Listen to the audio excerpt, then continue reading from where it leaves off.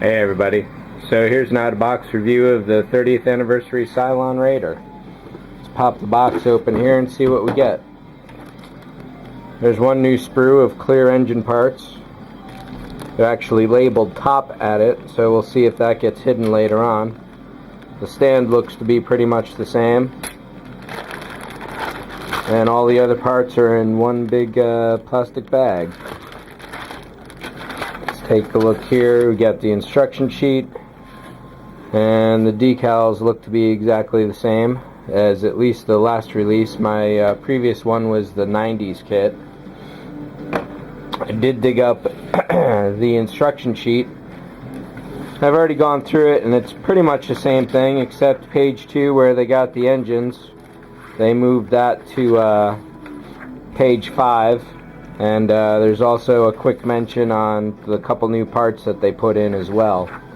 I don't want to spend too long on this because we got the model to look at. So let's pop this bag open here.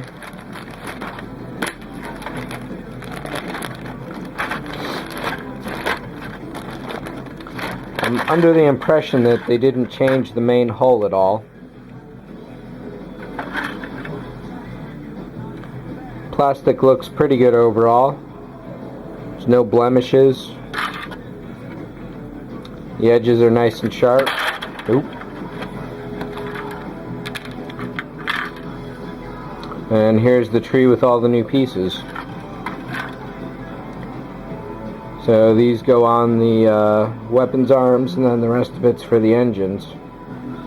So that's definitely a better looking piece right there. That's the side of the cockpit, so those aren't new. It's really too bad that they didn't choose to fix these two holes where the missiles used to go. They didn't fix it on the bottom here, so I'll have to cover those up when I eventually go to build it.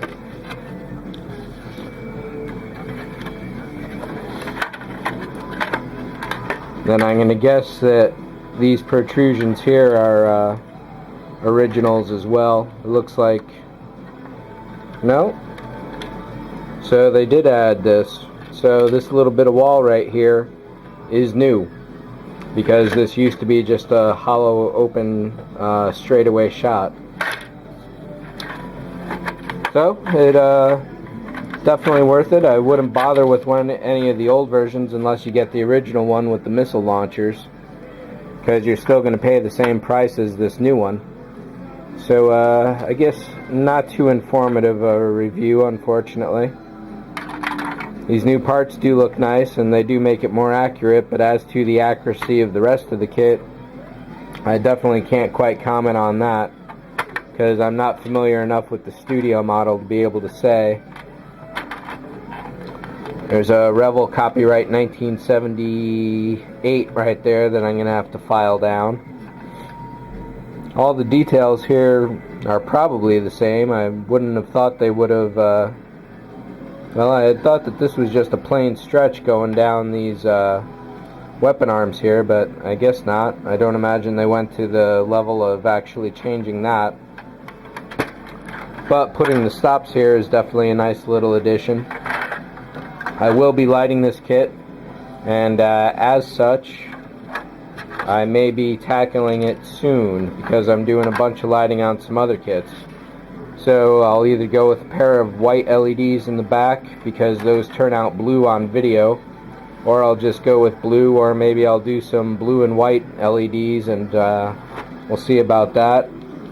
I'm going to have to drill out the two little headlights here, because I think those go amber. I'll have to check my references on that. But otherwise, I think that's about it.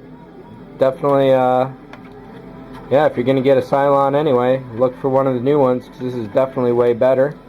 And like I said, you're still going to pay the same amount of money for an older version on eBay or anywhere else you might find one. So, that's it for this review. I'll catch you later. See ya.